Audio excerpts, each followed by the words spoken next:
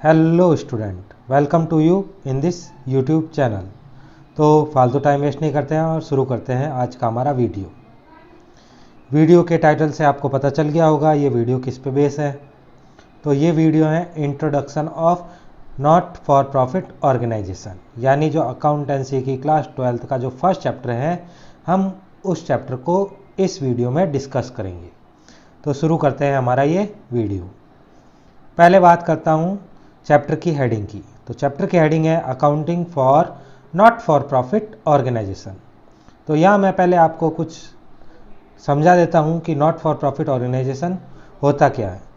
तो सीधी सी बात है, आपके या हमारे सोसाइटी में कुछ ऑर्गेनाइजेशंस ऐसे होते हैं जो बिजनेस ऑर्गेनाइजेशन नहीं माने जाते हैं। For example sports club, charitable trust, religional organisations, जैसे मंदिर बनाने के लिए बनाया गया ट्रस्ट, मंदिर चलाने के लिए बनाया गया ट्रस्ट, और इसी तरह से स्कूल्स, हॉस्पिटल्स। ये जो ऑर्गेनाइजेशंस होते हैं, इनका main purpose, main objective profit earn करना नहीं होता है, बल्कि किसी आर्ट या कल्चर को प्रमोट करना या सोशल वेलफेयर को प्रमोट करना होता है। ऐसे ऑर्गेनाइजेशन को हम नॉट फॉर प्रॉफिट ऑर्गेनाइजेशन कहते हैं। अभी हम बात करते हैं चैप्टर की। तो चैप्टर की शुरुआत में इन्होंने लिखा है, there are certain organization which are set up for providing service to its member and the public in general. तो यहाँ इन्होंने कहा है कि हमारी सोसाइटी में कुछ ऐसे ऑर्गेनाइजेशन भी हैं जिनका बनाया जाता है सर्विस प्रोवाइड कराने के पर्पज़ से, और ये जो ऑर्गेनाइजेशन होते हैं वो अपने मेंबर्स को और पब्लिक को सर्विस प्रोवाइड कराने का ही वर्क करते हैं। इनके अलावा ये प्रॉफिट अर्न करने का वर्क नहीं करते हैं।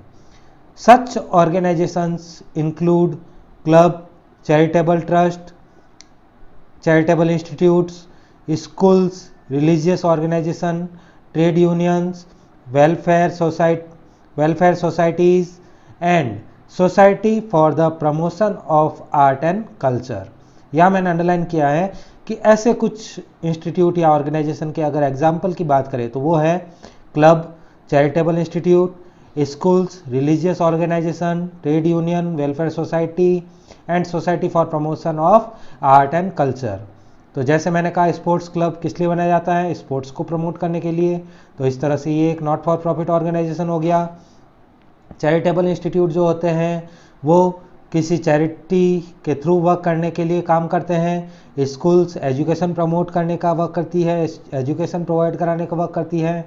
रिलीजियस ऑर्गेनाइजेशन किसी रिलीजन को प्रमोट करने के लिए वर्क करते हैं। ट्रेड यूनियन भले ही व्यापार को चलाने के लिए बनाया गया इंस्टीट्यूट होता है, लेकिन प्रॉफिट के लिए वर्क नहीं करता है, इसलिए ये भी नॉट फॉर प्रॉफिट ऑर्गेनाइजेशन में आता है। वेलफेयर सोसाइटी यानी समाज की भलाई के लिए बनाई गई societies, and the society for the promotion of art and culture, और इसी तरह से किसी आर्ट या कल्चर को प्रमोट करने के लिए, जैसे हैंडीक्राफ्ट को प्रमोट करने के लिए, एजुकेशन को प्रमोट करने के लिए, लोगों के बीच स्किल्स डेवलप करने के लिए बनाई गई सोसाइटीज़, जिसे हम नॉट फॉर प्रॉफिट ऑर्गेनाइजेशन कहते हैं।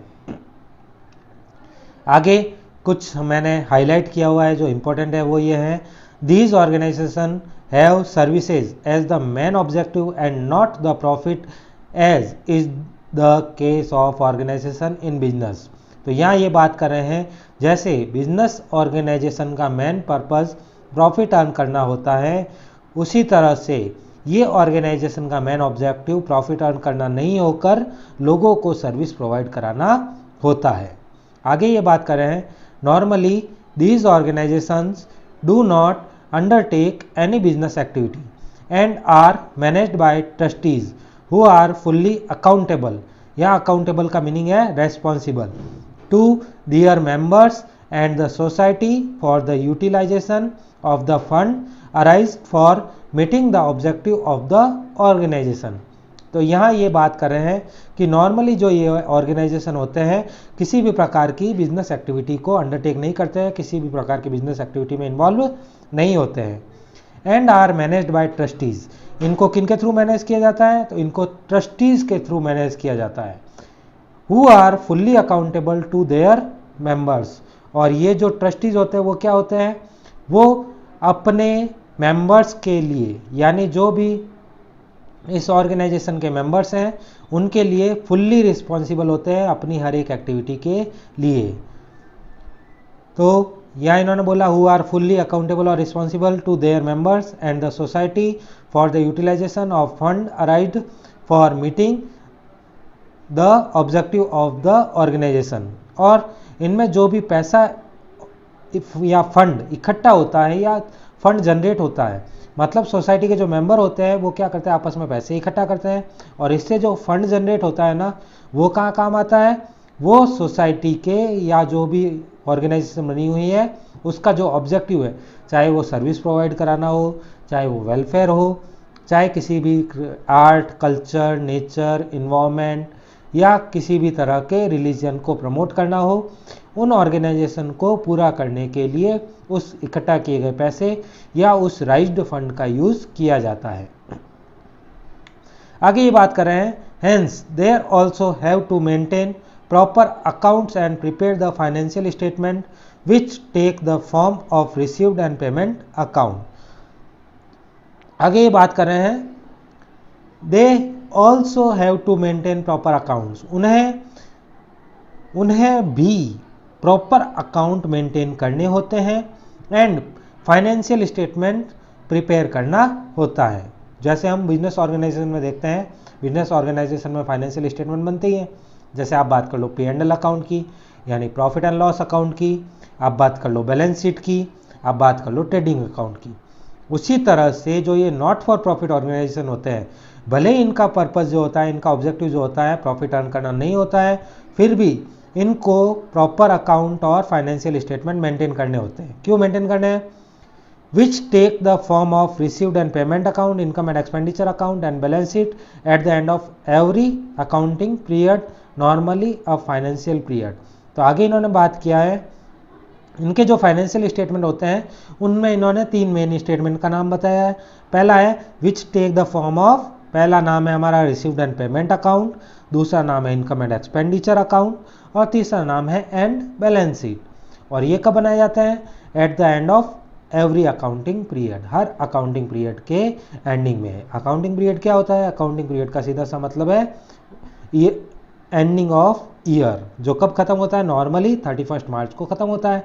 उसके अलावा अगर कोई ऑर्गेनाइजेशन चाहता है कि नहीं मैं तो 31 मार्च को ख़त्म ना करके 31 जुलाई को ख़त्म करूँगा, तो उसका अकाउंटिंग ईयर 31 जुलाई को ख़त्म होगा। कोई चाहता है कि नहीं मैं तो 1 अक्टूबर को नया अकाउंटिंग ईयर स्टार्ट करूँगा, तो उसका जो अकाउंटिंग ईयर होगा वो 30th ऑफ सितंबर को क्लोज होगा। तो जब भी उनका अकाउंटिंग पीरियड क्लोज होता है या ख़त्म होता है, उस समय उन्हें received and payment account, income and expenditure account और बैलेंस शीट बनानी होती है। आगे ये बात कर रहे हैं, this is also legal requirement and helps them to keep track of their income and expenditure. तो ये जो फाइनेंशियल स्टेटमेंट होते हैं जो एक कंपनी या ऑर्गेनाइजेशन, सॉरी कंपनी नहीं बोलना चाहिए, जो एक नॉट फॉर प्रॉफिट ऑर्गेनाइजेशन बनाती है, वो क्या काम आते हैं? तो वो इनकी लीगल रिक्वायरमेंट तो पूरी करते ही है, साथ साथ इनकी हेल्प करते हैं इनकम और एक्सपेंडिचर को इजीली एक्यूरेटली ट्रैक करने में, कि मेरी जो इनकम हुई है उसके लिए खर्च का किया गया है या इनकम का यूज़ का किया गया है, उसका जो एग्जैक्टली ट्रैक करने का सिस्टम होता है। या इजीली अगर हम उन्हें पता करना चाहते हैं कि हमारी इनकम कहाँ यूटिलाइज हुई है, तो वो सारा काम इन फाइनेंशियल स्टेटमेंट से इजीली हो जाता है। और दूसरा कुछ लीगल रिक्वायरमेंट होती है जिन्हें हमें पूरा करने के लिए नॉट प्रॉफिट ऑर्गेनाइजेशन में ये फाइनेंशियल स्टेटमेंट बनाने होते हैं। कौन कौन से फाइनेंशियल स्टेटमेंट बनाने होते हैं? पहला नाम है रिसीव्ड एंड पेमेंट अकाउंट, दूसरा नाम है इनकम एंड एक्सपेंडिचर अकाउंट और तीसरा नाम है बैलेंस शीट। अब आगे बात करते हैं अगली लाइन की। तो यहाँ ये बोल रहे हैं the nature of which is different from those of business organization. तो ये जो फाइनेंशियल स्टेटमेंट होते हैं ना, इनका नेचर बिजनेस ऑर्गेनाइजेशन में बनने वाले income and expenditure account, sorry income and expenditure नहीं, बिजनेस ऑर्गेनाइजेशन में बनता है profit and loss account, balance sheet और ट्रेडिंग अकाउंट। इनसे नॉन प्रॉफिट ऑर्गेनाइजेशन के जो भी ये फाइनेंशियल स्टेटमेंट है, चाहे रिसीव्ड एंड पेमेंट की बात करूँ, चाहे इनकम एंड एक्सपेंडिचर की बात करूँ, चाहे बैलेंस शीट की बात करूँ, ये इनसे अलग तरह से बनेंगे। जैसे हम बिजनेस ऑर्गेनाइजेशन में बनाते हैं या हम उस वे में इन्हें नहीं बनाएंगे। आगे बात करता हूँ अगली लाइन की, तो मैंने उसे अंडरलाइन किया है। In this chapter we say learn about the accounting aspect relating to not for profit organization. तो यहाँ इन्होंने डायरेक्टली इंट्रोडक्शन में बता दिया है कि इस चैप्टर में हम यही सीखेंगे कि ऐसे नॉट फॉर प्रॉफिट ऑर्गेनाइजेशन में अकाउंटिंग एस्पेक्ट को कैसे कंप्लीट किया जाता है, जो भी अकाउंटिंग होती है वो किस तरह से रखी जाती है, किस तरह से मेंटेन की जाती है, वही हम इस चैप्टर में डिस्कस करेंगे। ओके, देन हम स्टार्ट करते हैं हमारा इस चैप्टर का फर्स्ट टॉपिक, जिसका नाम है meaning and characteristic of not for profit organization. तो जैसा कि आपको नाम से ही पता चल रहा है, not for profit organization refer to the organization that are for used for the welfare of society and are set up as charitable institute. तो नॉट फॉर प्रॉफिट ऑर्गेनाइजेशन क्या होते हैं? ये एक ऐसे ऑर्गेनाइजेशन होते हैं जो काम आते हैं सोसाइटी की वेलफेयर के लिए वर्क करने में, या सोसाइटी की वेलफेयर के लिए वर्क करते हैं, या उन्हें एक चैरिटेबल इंस्टीट्यूट के रूप में बनाया जाता है। तो यहाँ मेनली यही कहूँगा, जो बिजनेस ऑर्गेनाइजेशन नहीं है, जिसका मेन ऑब्जेक्टिव प्रॉफिट अर्न करना नहीं है, और जो सोसाइटी की वेलफेयर के लिए या किसी एक्टिविटी को प्रमोट करने के लिए वर्क करते हैं, तो ऐसे ऑर्गेनाइजेशन को हम नॉट फॉर प्रॉफिट ऑर्गेनाइजेशन कहते हैं। अब बात करते हैं हमारे पेज नंबर 2 की। तो पेज नंबर 2 में इन्होंने शुरुआत में लिखा है which function without any profit motive. इनका जो फंक्शन होता है, इनका जो वर्क होता है, इनकी जो एक्टिविटीज़ होती है वो कैसी होती है? विदाउट एनी प्रॉफिट मोटिव की ये एक्टिविटी फॉलो करते हैं, यानी इनका पर्पस प्रॉफिट रिलेटेड कभी नहीं होता है। जैसे मैं बात करता हूँ एक स्कूल की, तो स्कूल का मेन मोटिव क्या होगा? बच्चों को एजुकेशन प्रोवाइड कराना। तो इस तरह से ये नॉट फॉर प्रॉफिट ऑर्गेनाइजेशन होगा। हॉस्पिटल की बात करूँ तो उसका मेन मोटिव क्या होगा? हॉस्पिटल का मेन मोटिव लोगों का इलाज करना होता है। तो इस तरह से ये प्रॉफिट के लिए वर्क करने वाला इंस्टीट्यूट नहीं माना जाएगा। यहाँ मैं आपको समझा दूँ कि आपके दिमाग में आएगा कि स्कूल तो पैसे खाने का काम करती है, हॉस्पिटल तो लोगों को लूटने का काम करते हैं। तो ये चाहे सोशली कैसे भी वर्क करते हो, लेकिन अगर हम इनको एक इंस्टीट्यूट के रूप में देखें ना, तो इनका मेन ऑब्जेक्टिव प्रॉफिट अर्न करना नहीं माना जा सकता, भले ही वो आज के टाइम में कुछ भी कर रही है। तो इन्हें हम नॉट फॉर प्रॉफिट ऑर्गेनाइजेशन ही मानेंगे। इतना डीपली हमें नहीं जाना है, आपको सिंपल इसका मीनिंग समझ में आना चाहिए, जो आपको लगभग समझ में आ गया होगा। आगे हम बात करते हैं, इसी में आगे लिखा है इन्होंने their main aim is to provide service to a specific group और द पब्लिक एट लार्ज। तो इनका जो मेन एम होता है वो क्या होता है? सर्विस प्रोवाइड कराना होता है। अब यहाँ ये बात करेंगे किसको सर्विस प्रोवाइड कराने का इनका मोटिव होता है। तो इनका जो मोटिव होता है वो होता है या तो एक स्पेशल ग्रुप को या स्पेशल मेंबर्स को जो इससे जुड़े हुए हैं उनको सर्विस प्रोवाइड कराने का, या इनका मोटिव होता है पब्लिक को सर्विस प्रोवाइड कराने का। जैसे एक स्पोर्ट्स क्लब है, तो उसका मोटिव क्या होगा? जो भी उस स्पोर्ट्स क्लब से जुड़े हुए हैं उनके स्पोर्ट्स में प्रमोट करने में हेल्प करना। तो ये हो गया एक स्पेशल ग्रुप को प्रमोट करने के लिए, हेल्प करने के लिए बनाया गया ग्रुप। इसी तरह से मैं एक बात करता हूँ चैरिटेबल हॉस्पिटल की। चैरिटेबल हॉस्पिटल में क्या होता है? मुफ्त में इलाज होता है। क्या किसी खास मेंबर का होता है? नहीं, पूरी पब्लिक का। मैं जो भी उसके पास हेल्प लेने जाएगा उसको वहाँ फ्री में इलाज मिल जाएगा। तो इस तरह से इनका मोटिव क्या हुआ? एट लार्ज होल पब्लिक को सर्विस प्रोवाइड कराना। तो इस तरह से जो नॉट फॉर प्रॉफिट ऑर्गेनाइजेशन होते हैं उनका एम सर्विस प्रोवाइड कराने का होता है। किसको सर्विस प्रोवाइड कराएंगे? या तो किसी स्पेसिफिक ग्रुप को सर्विस प्रोवाइड कराएंगे, या एट लार्ज अगर मैं बात करूं तो बड़े ग्रुप के रूप में ये पूरी पब्लिक को सर्विस प्रोवाइड करवा सकते हैं। आगे बात करते हैं normally they do not manufacture, purchase और sell goods and may not have credit transaction. तो इनकी एक और खासियत बताई है कि ये जो ऑर्गेनाइजेशन होते हैं वो नॉर्मली किसी भी तरह का मैन्युफैक्चरिंग वर्क नहीं करते हैं, या किसी भी तरह की परचेज और सेल्स एक्टिविटी में ये इन्वॉल्व नहीं होते हैं, या किसी भी तरह का क्रेडिट ट्रांजैक्शन ये नहीं करते हैं। ये 3 चीज़ें आपको याद रखनी है। ना कोई परचेज करते हैं, ना कोई सेल करते हैं, ना कोई मैन्युफैक्चरिंग करते हैं, और ना ही कोई क्रेडिट ट्रांजैक्शन ये करते हैं। मतलब इनका जो भी लेन देन होता है किस में होता है? पैसों में होता है, केस में होता है। आगे बात करते हैं hence they need not maintain many book of account. अब ये क्रेडिट में ट्रांजेक्शन करते नहीं हैं, तो इसलिए इन्हें बहुत सारी बुकें मेंटेन करने की ज़रूरत नहीं होती है। And trading and profit and loss account, और ना ही ये प्रॉफिट अर्न करने के लिए वर्क करते हैं, इसलिए ना इन्हें ट्रेडिंग अकाउंट बनाने की ज़रूरत होती है और ना ही इन्हें प्रॉफिट एंड लॉस अकाउंट बनाने की ज़रूरत होती है। आगे बात करते हैं, the funds raised by such organizations are credit to capital fund और जनरल फंड। तो इनमें जो भी फंड इकट्ठा होते हैं या जो भी फंड बच जाता है, जैसे मेंबर्स ने कुछ पैसे इकट्ठा किए तो वो इनकम हो गई, उस इनकम में से इन्होंने कुछ खर्चा खत्म कर दिया, खर्चा निकाल लिया, खर्चा कर दिया तो वो एक्सपेंडिचर हो गया। इनकम में से एक्सपेंडिचर के लिए खर्च करने के बाद भी अगर कुछ बच जाता है तो उसे कहाँ ट्रांसफर किया जाता है, उसे इनमें क्रेडिट किया जाता है कैपिटल फंड या जनरल फंड में। अब कैपिटल फंड या जनरल फंड क्या होता है, या आप प्रैक्टिकल क्वेश्चन करोगे तो ऑटोमेटिक आपको समझ में आएगा।